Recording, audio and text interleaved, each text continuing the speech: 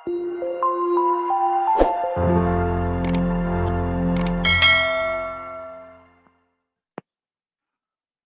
आज मैंने classical theory के अंदर आपको कैसे करना है ये चीज बताई थी और वापस थोड़ा मैं एक्सप्लेन कर देता हूँ कि आपको कैसे करना है।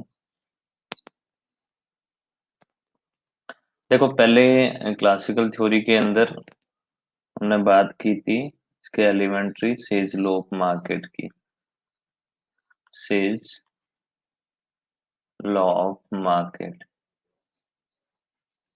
जब आपके पास में कोई क्वेश्चन आता है सेज लॉ ऑफ मार्केट का, शायद 4 मार्क्स के अंदर अगर आपको अलग से पूछ लिया जाए तब तो आप इसको पूरा लिखोगे। इस तरीके से क्वेश्चन पूछा जाता है कि एक्सप्लेन एक्सप्लेन द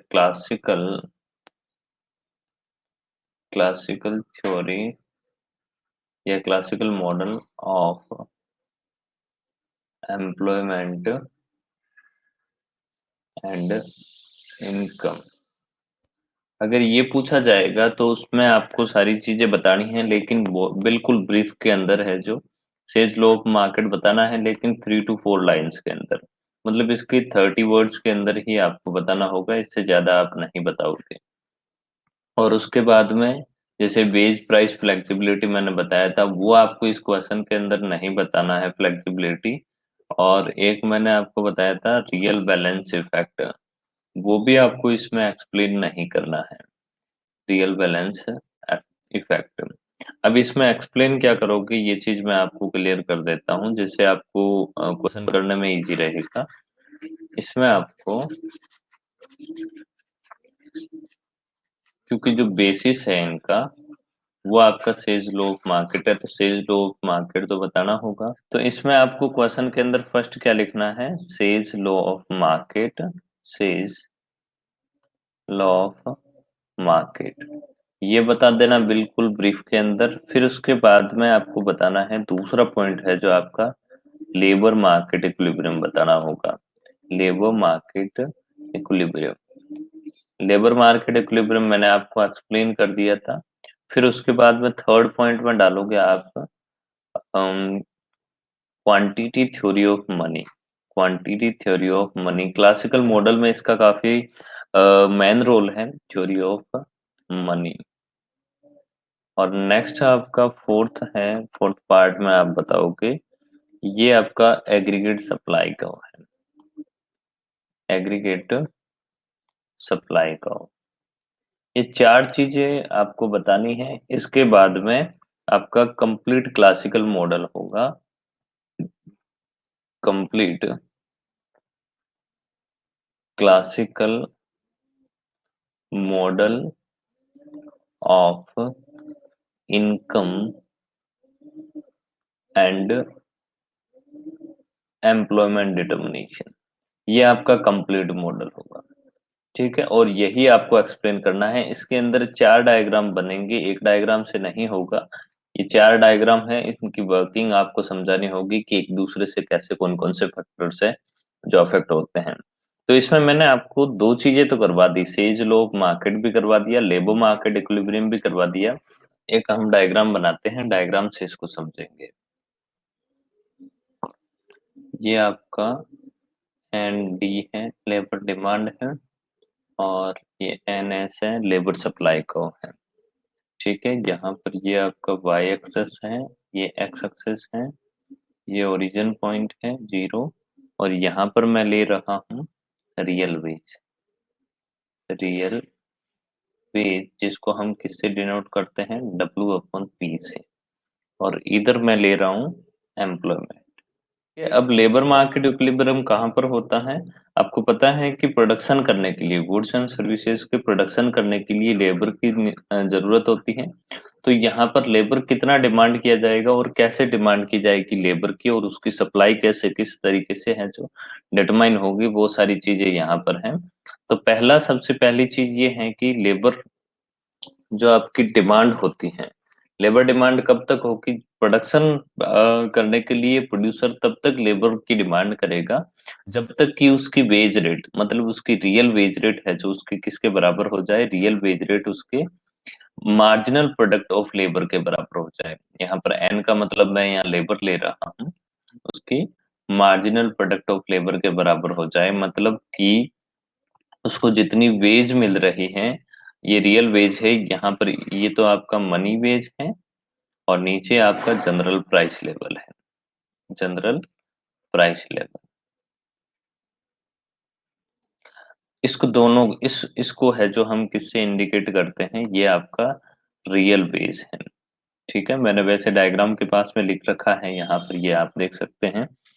तो जैसे जैसे वो लेबर की डिमांड करेगा, और क्योंकि वेज रेट मान लीजिए ये दे रखी है आपको W/P, तो वो तब तक लेबर की डिमांड करता रहेगा जब तक कि उस लेबर द्वारा प्रोड्यूस एक पर यूनिट जो उसका आउटपुट होगा वो उसकी रियल वेज के बराबर ना हो जाए।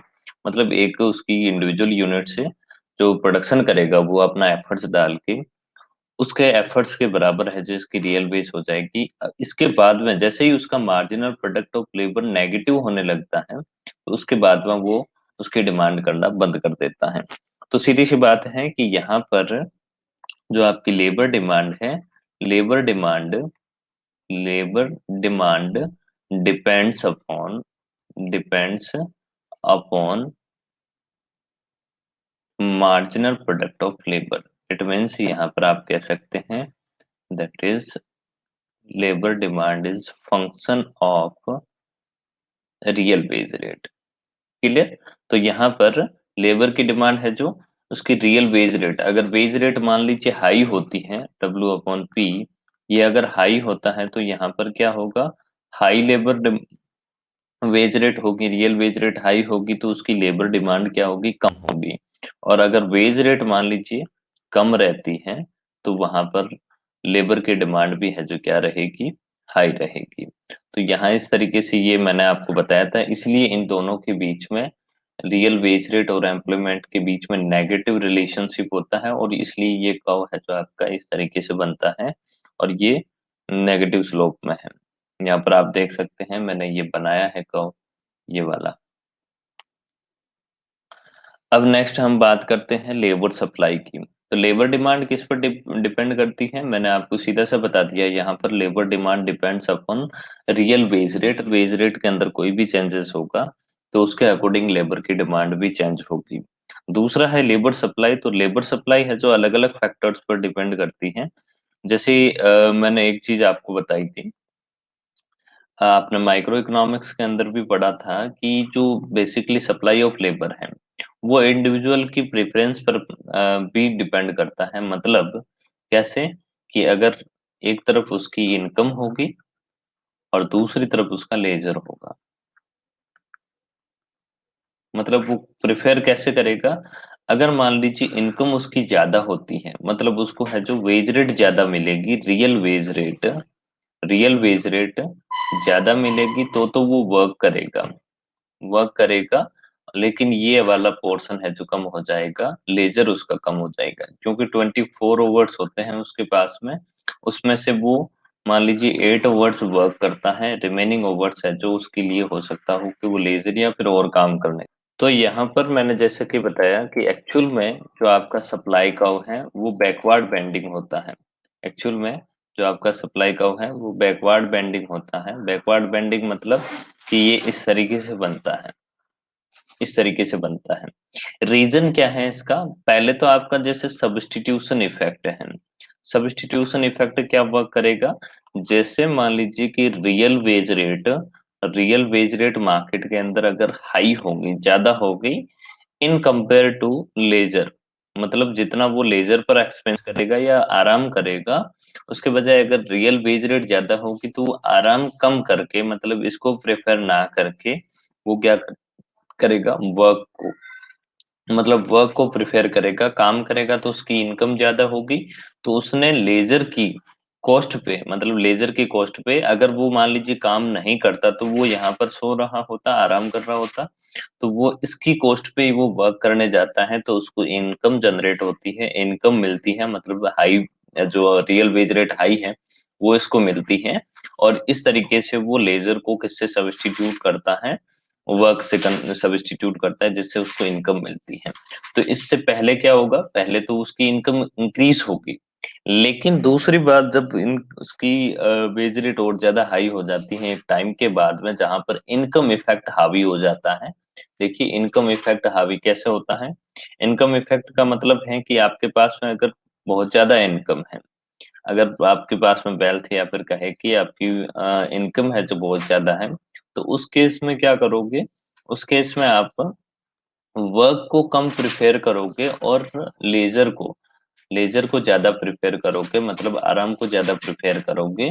तो उस केस में वापस क्या है कि आपकी इनकम, मतलब आपने वर्क करना छोड़ दिया तो एम्प्लॉयमेंट तो रिड्यूस हो जाएगा, वापस से देखो ये कम हो रहा है, एम्प्लॉयमेंट तो रिड्यूस हो जाएगा, लेकिन आपका लेजर है जो इंक्रीज हो जाएगा।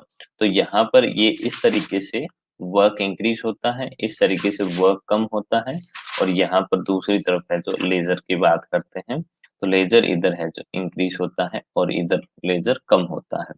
तो ये आपने माइक्रो इकोनॉमिक्स के अंदर आया हो, पढ़ा होगा आपने, डिस्कस किया होगा अच्छे से। तो यहाँ पर देखिए कि इनकम इफेक्ट और सब्स्टिट्यूशन इफेक्ट ये दोनों कैसे वर्क करते हैं, यहाँ पर इनकम पर हम बात करते हैं। तो मतलब सीधी सी बात ये है कि इनकम का मतलब यहाँ पर हमारा जो वेज रेट मिलती है, रियल वेज रेट, उससे है हमारा मतलब, इसका सीधा उससे है। अब ये रियल वेज रेट ऊपर और नीचे होती है, तो इसका मतलब है कि उसका वर्क और लेजर दोनों अफेक्ट होता है। अगर रियल वेज रेट ऊपर होती है, जैसे मैंने अभी बात की कि रियल वेज रेट बहुत ज्यादा हाई होती है, तो वो वर्क को प्रिफेयर करता है, और रियल वेज रेट वापस कम होती है तो वो किसको प्रिफेयर करता है, लेजर को प्रेफर करता है। इसका मतलब है कि हाई वेज रेट पर वो ज्यादा काम करेगा, तो मतलब कि सप्लाई ऑफ लेबर ज्यादा होगी, supply of labour rates increase होगी। दूसरे केस में क्या होगा, लेजर वाले केस में जब मान लीजिए वेज रेट कम होती है, तो यहाँ पर सप्लाई ऑफ लेबर, वो ज्यादातर लोग है जो वर्क नहीं करेंगे, और ज्यादातर लोग लेजर को प्रेफर करेंगे, तो supply of labour reduce, supply of labour कम होगी। ठीक है। जो मैंने आपको पिछले स्लाइड में करवाया था, ये वाला डायग्राम मैं अब एक्सप्लेन कर देता हूँ। यहाँ पर मैंने सारी चीजें आपको बता दी, अब इसको मैं थोड़ा सा और बता देता हूँ, क्योंकि लेबर मार्केट वाला आप भूल गए होंगे, तो इसलिए मुझे बताना जरूरी था। यहाँ पर मैंने लिया है रियल वेज रेट, ठीक है, रियल वेज रेट। अब देखिए यहाँ पर जैसे मैंने चीज बताई थी ना कि लेबर मार्केट इक्विलिब्रियम को हम देख लेते हैं एक बार, लेबर मार्केट इक्विलिब्रियम।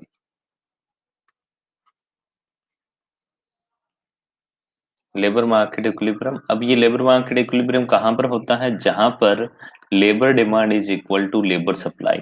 तो मैंने आपको बताया था कि लेबर डिमांड किस पर डिपेंड करती है, labour demand and that is equal function of real wage rate, मतलब ये रियल वेज रेट पर से अफेक्ट होती है। रियल वेज रेट ज्यादा होगी तो लेबर की डिमांड है जो आपकी कम होगी, और रियल वेज रेट अगर कम होती है तो लेबर की डिमांड ज्यादा होगी। प्रोड्यूसर है जो कम वेज पे ज्यादा डिमांड करते हैं, तो यहाँ पर दोनों के बीच में नेगेटिव रिलेशनशिप है। और दूसरी केस में मैंने आपको सप्लाई वाला बताया था, तो labour supply is also the function of real veg, it means real wage rate यहाँ पर अगर ज्यादा होती है तो लेबर सप्लाई भी ज्यादा होगी, और रियल वेज रेट अगर मान लीजिए कम होती है तो वहां पर लेबर सप्लाई भी क्या होगी, कम होगी। तो यहाँ पर आप देख सकते हैं कि लेबर मार्केट इक्विलिब्रियम कहाँ पर होता है, जहां पर लेबर की डिमांड और लेबर की सप्लाई दोनों इक्वल हो, वहां पर इक्विलिब्रियम होता है। तो यहाँ पर ये जो आपका पॉइंट है, इस पॉइंट पर क्या है, इस पॉइंट पर आपकी लेबर डिमांड और लेबर सप्लाई दोनों इक्विलिब्रियम में है। तो यहाँ पर आप देख सकते हैं ये वाला, इसको हम ई पॉइंट बता देते हैं, ई पॉइंट है लेबर मार्केट इक्विलिब्रियम में। अब यहाँ पर दोनों के इंटरेक्शन से, लेबर डिमांड का और लेबर सप्लाई का, उससे दोनों के इंटरेक्शन से मान लीजिए रियल वेज रेट है जो ये डिसाइड हो जाती है, डब्ल्यू अपॉन पी नॉट, ठीक है, ये डिसाइड होती है।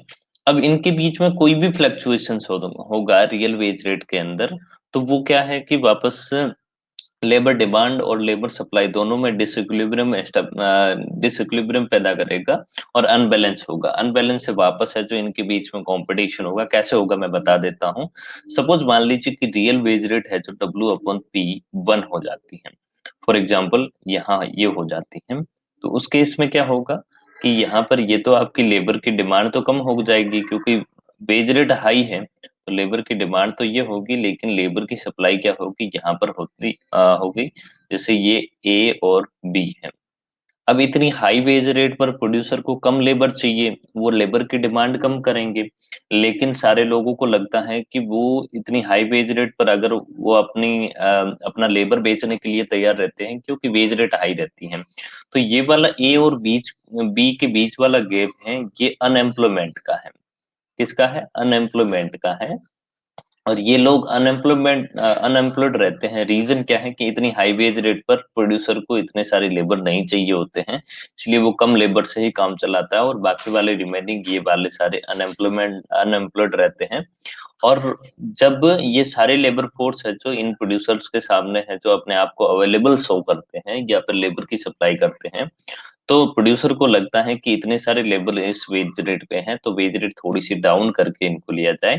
तो इस तरीके से क्या करते हैं, मतलब लेबर्स के अंदर कंपटीशन की वजह से ये वापस वेज रेट डाउन होती है और वेज रेट डाउन होके वापस इस पॉइंट पर आ जाती है। दूसरे केस में क्या होगा? दूसरा मान लीजिए कि रियल वेज रेट अगर यहाँ पर है, कम हो जाती है, इनिशियल जो इक्विलिब्रियम लेवल है उससे कम हो जाती है, W/P2 हो जाता है। तो ये मान लीजिए आपका C है और ये D है। अब लेबर की सप्लाई तो यहाँ तक हो रही है, लेकिन लेबर की डिमांड है जो आपके D पॉइंट तक हो रही है। तो यहाँ पर रियल वेज रेट कम है, तो ये सारे प्रोड्यूसर चाहेंगे कि इस कम वेज रेट पर है तो वो हर किसी को भी रख ले। तो यहाँ डी पॉइंट पर उनकी डिमांड करेंगे, लेकिन सारे लेबर इतनी वेज रेट पर तैयार नहीं होंगे वो वर्क करने के लिए। तो मतलब ये आपका कॉम्पिटिटर्स है, मतलब प्रोड्यूसर्स है, उनके बीच में कंपटीशन होगा लेबर की डिमांड के लिए। और वो धीरे धीरे वेज रेट बढ़ाते जाएंगे लेबर को लेने के लिए। तो वेज रेट इस तरीके से बढ़ती जाएगी और वापस इस पॉइंट पर एस्टेब्लिश हो जाएगा इक्विलिब्रियम। तो इस तरीके से मार्केट के अंदर मतलब लेबर मार्केट क्लियर हो जाता है। Labour market clear labour market clear इसका मतलब है कि री इक्विलिब्रियम री एस्टेब्लिश होना due to competition in supply of laborers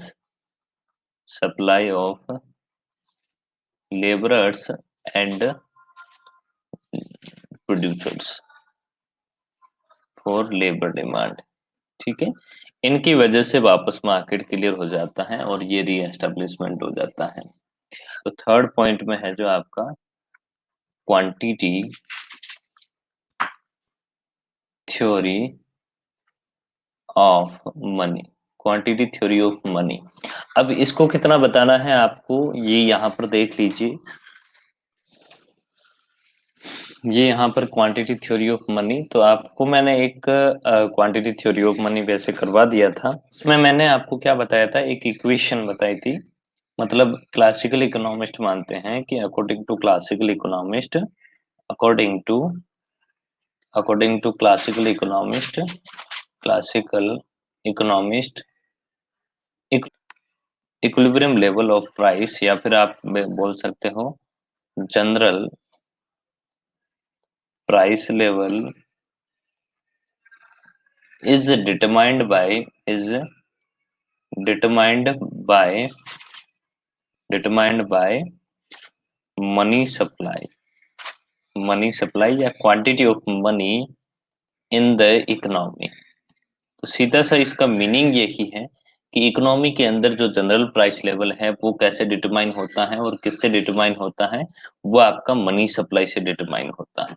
मतलब इकोनॉमी के अंदर जितनी मनी सप्लाई होगी उसी के अकॉर्डिंग प्राइस लेवल है जो चेंज होगा। जैसा कि मैंने आप लोगों को बताया था एक फिशर की इक्वेशन के through, M V is equal to, इसका इनकम वर्जन में करवा रहा हूँ, पी वाई।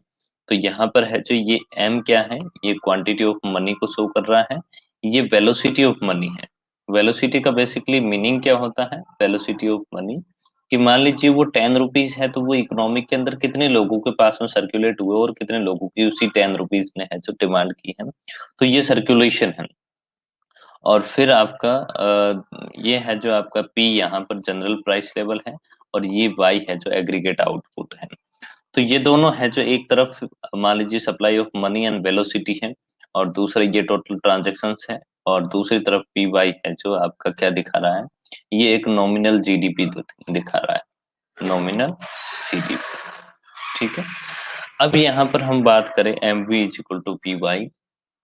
इस इक्वेशन से अगर इसको हम यहाँ से प्राइस लेवल निकाले, P is equal to M V upon Y, तो यहाँ पर आप V एंड वेलोसिटी और एग्रीगेट आउटपुट इन दोनों को है जो आप कांस्टेंट रख लीजिए। क्यों कांस्टेंट क्यों रखना है? देखिए, आपको एग्रीगेट आउटपुट बेसिकली कांस्टेंट रहता है शॉर्ट रन के अंदर। एग्रीगेट आउटपुट क्लासिकल इकोनॉमिक्स में ये कांस्टेंट रहता है। कांस्टेंट रहने के पीछे रीजन क्या है? रीजन ये है कि जैसे मान लीजिए कि शॉर्ट रन के अंदर या फिर हम मान लीजिए आपके कुछ फैक्टर्स हैं, प्रोडक्टिव रिसोर्सेस की बात करें, कि aggregate output depends upon supply of labour. Labour कितना हो रहा है उसके अकॉर्डिंग आउटपुट होगा। दूसरा है जो आपका कैपिटल स्टॉक एंड टेक्नोलॉजी। ठीक है, टेक्नोलॉजी, इन चीजों पर ये डिपेंड करता है एग्रीगेट आउटपुट। और शॉर्ट रन के अंदर आपको पता है कि ये सारी चीजें, कैपिटल स्टॉक हो गया, जैसे मशीनरी वगैरह है, टेक्नोलॉजी है, शॉर्ट रन के अंदर इसको चेंज करना पॉसिबल नहीं है। तो शॉर्ट रन के अंदर ये आपका एग्रीगेट आउटपुट कांस्टेंट रहता है। और हमने थ्योरी के अंदर है जो इस वेलोसिटी को कांस्टेंट माना है, वेलोसिटी को कांस्टेंट माना है। और दोनों को अगर हम कांस्टेंट मानते हैं तो here price and money supply have direct and proportional relation. मतलब जैसे जैसे मनी सप्लाई इकोनॉमिक में बढ़ेगी, वैसे वैसे प्रोपोर्शनली जनरल प्राइस लेवल भी इकोनॉमिक के अंदर इंक्रीज होगा। तो बेसिकली आपका क्वांटिटी थ्योरी ऑफ मनी इतना ही काम करता है यहाँ पर, कि वो जनरल प्राइस लेवल है जो मार्केट के अंदर कैसे डिसाइड हो। बाकी इसका हैंडआउट्स है, कितना लिखना है मैं आपको यह टीचमेंट में ही शेयर कर दूंगा, तो उससे आप कर लेना, थोड़ा सा है। और एक इसका लास्ट टॉपिक है जो मैं आपको बता देता हूँ। मतलब क्वांटिटी थ्योरी ऑफ मनी क्या काम करता है? सिर्फ इकोनॉमी के अंदर जनरल प्राइस लेवल को डिटरमाइन करने का काम करता है। ठीक है, क्योंकि जब एग्रीगेट सप्लाई कर्व जब हम निकालेंगे तो वहां पर हमें थोड़ा और देखना होगा। तो यहाँ पर आप नेक्स्ट स्लाइड के अंदर हम एग्रीगेट सप्लाई कर्व देखते हैं। Aggregate supply curve,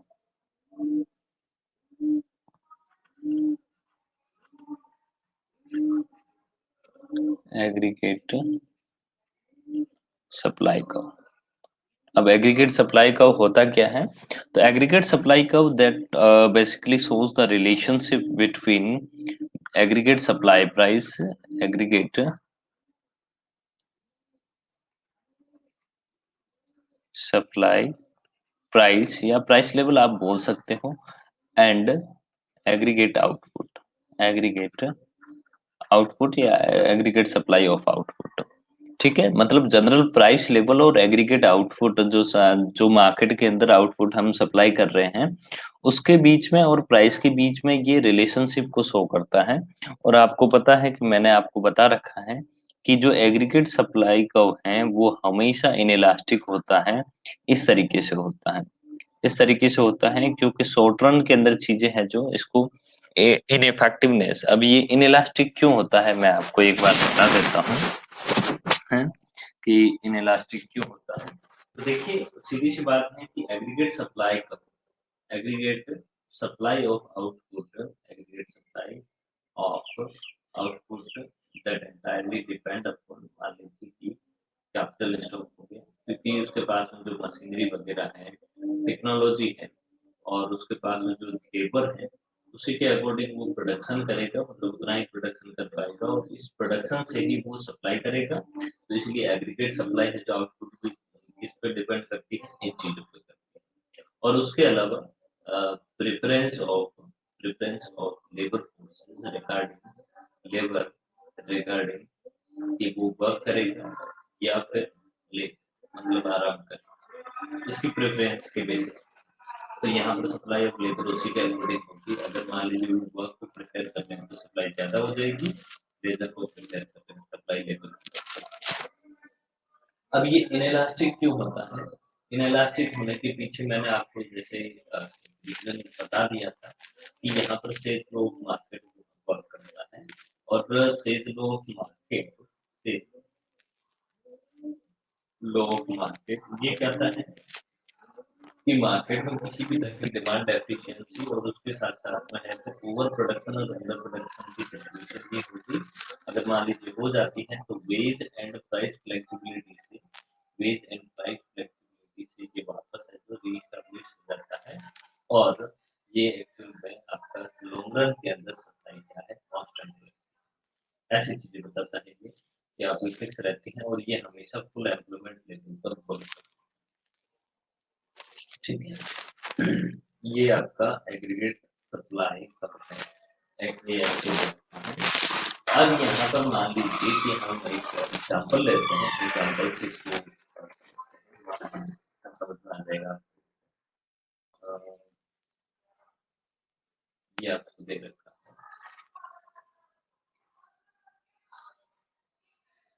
aggregate supply. ठीक है, अब बेसिकली जैसे मान लीजिए इकोनॉमी के अंदर आप money supply increase if there is increase money supply in the economy, तो मनी सप्लाई इंक्रीज होगी तो इसका मतलब क्या होगा कि जनरल प्राइस लेवल हमने अभी क्वांटिटी के अंदर देखा, जनरल प्राइस लेवल प्रोपोर्शनली भी इंक्रीज होगा। अगर मान लीजिए पी इंक्रीज हो रहा है, इसका मतलब है कि डब्ल्यू अपॉन पी ये पोर्शन अगर इंक्रीज होता है और ये एज इट इज है जो कांस्टेंट हमने मान रखा है गिवन है, तो यहाँ पर इसका रिजल्ट क्या होगा कि ये इंक्रीज हो रहा है तो रियल वेज रेट वापस क्या हो जाएगी, रियल वेज रेट आप डाउन हो जाएगी।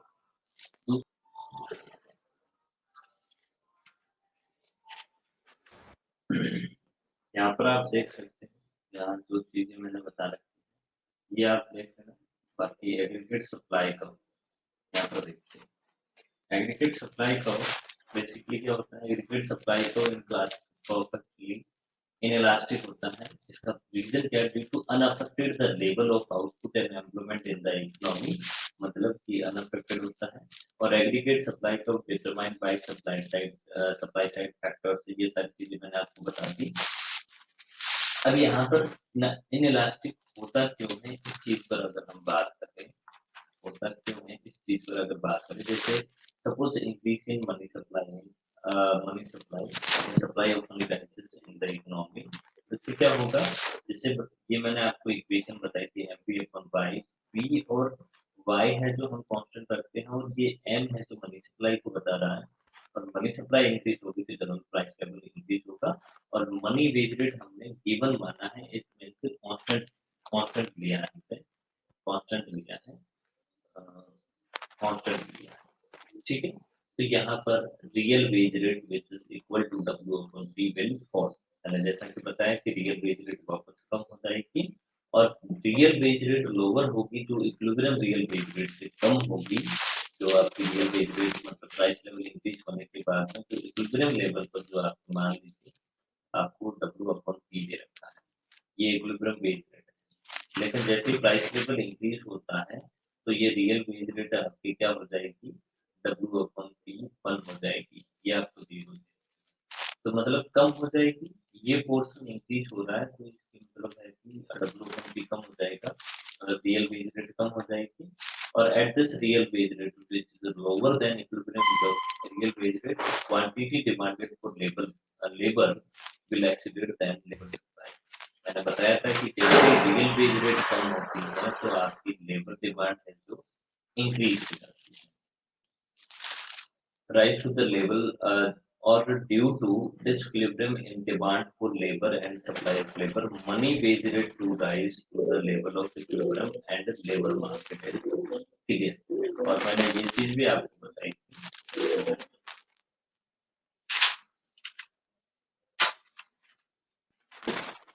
यहाँ पर देखिए कि जैसे ही लेबर डिमांड इंक्रीज होती है, मैंने पिछले डायग्राम के अंदर बताया था, प्रोड्यूसर लेबर की डिमांड इंक्रीज करते हैं तो प्रोड्यूसर्स के बीच में क्या होता है, प्रोड्यूसर्स के बीच में कंपटीशन होता है, वो धीरे धीरे वो वेज रेट को इंक्रीज करना शुरू करते हैं। वेज रेट कौन सी, मनी वेज रेट को इंक्रीज कर देंगे तो इस तरीके से वो मनी वेज रेट भी बढ़ जाएगी और दूसरी तरफ हमारा प्राइस लेवल वैसे ही बढ़ा हुआ होगा। तो दोनों का प्रोपोर्शन अगर जैसे डब्ल्यू और पी, इन दोनों का प्रोपोर्शन जैसे इक्वल होगा, वापस आपके इक्विलिब्रियम लेवल पर है जो चली जाएगी। यहाँ पर रियल वेज रेट ऐसा तो कहने का मतलब ये है कि ये दोनों है जो अगर मान लीजिए अप एंड डाउन होती है, अप एंड डाउन होती है तो वापस ये इक्विलिब्रियम लेवल पर एस्टेब्लिश हो जाता है। ठीक है, ये वाला पोर्शन है जो आपकी एग्रीगेट सप्लाई कर्व का है। अब एक और डिस्कस कर लेते हैं कि एग्रीगेट सप्लाई कर्व है जो शिफ्ट कैसे होता है एग्रीगेट सप्लाई कर्व। तो शिफ्टिंग देखिए यहाँ पर मैं आपको बता देता हूँ। जैसे ये आपका एग्रीगेट सप्लाई कर्व है ए एस, और दूसरा यहाँ पर शिफ्टिंग ये बता देता हूँ, ये फुल एम्प्लॉयमेंट लेवल, ये भी फुल एम्प्लॉयमेंट लेवल डैश। अब एग्रीगेट सप्लाई कर्व जैसा कि मैंने बताया कि ये aggregate supply curve that is determined by supply side factor, supply side factor. Supply side factors है तो कौन कौन से हैं, जैसे आपका टेक्नोलॉजी हो गया, टेक्नोलॉजी हो गया, ठीक है, सप्लाई ऑफ फैक्टर्स हो गया, सप्लाई ऑफ लेबर, ठीक है, और कैपिटल। ये वाली चीजों में अगर कोई भी चेंजेस होंगे तो उस केस में क्या होगा, आपका एग्रीगेट सप्लाई का है जो शिफ्ट हो जाएगा इस पोजीशन से। अगर इंक्रीज होता है तो इधर शिफ्ट होगा और डिक्रीज होता है तो वापस ये डिक्रीज की सिचुएशन में और ये इंक्रीज की सिचुएशन। देख लीजिए इतना आज के लिए इतना है।